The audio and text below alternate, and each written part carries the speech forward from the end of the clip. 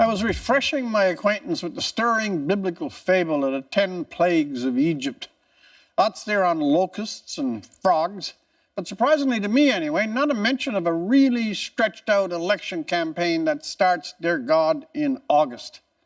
The Lord must have held that torment off for a darker age. The Conservatives imposed this current marathon on us. It was speculated by many that it was a cute trick, a way to exhaust their rivals and harvest the benefits of their own fattened war chest. It may have had that impact, but it's had other deeper ones.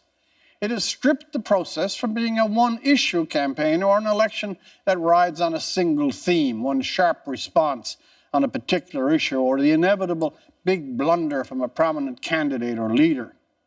For most of August, for example, we were treated to the unfolding of the rise and fall of the House of Duffy, which put the Senate and Mr. Harper's judgment on his appointee at the center of things. Yet, Mr. Duffy is not Mr. Harper, and Mr. Harper is not Mr. Duffy, for which both of them are probably equally grateful.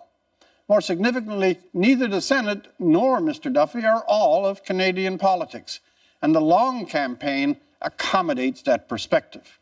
We've had an early debate, there's one tonight, there will be more, which means as much more thorough vetting than shorter campaigns allow. We've also had the full one-on-one leaders interviews here on the National, a calm space to size all four up and get a real fix on how and what they think.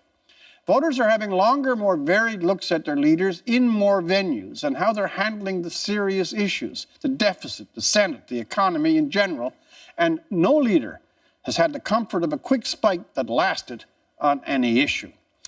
And on the overpowering story of the migrants and refugees, we have the time to take in the complexity of that issue. No short campaign would allow such maturity of deliberation, or so many delightful diversions. For example, the PC candidate who mistook a coffee cup for a chamber pot, which you will agree is better than the reverse. And it's the only time in all Canadian politics when a leak was actually a leak. And then there's the senior NDP advisor who abjured His Holiness the Pope to go F himself. Prayer takes strange forms sometimes. Finally, the Liberal candidate dropped from the race yesterday over strange and mean musings about the RCMP and the Gestapo.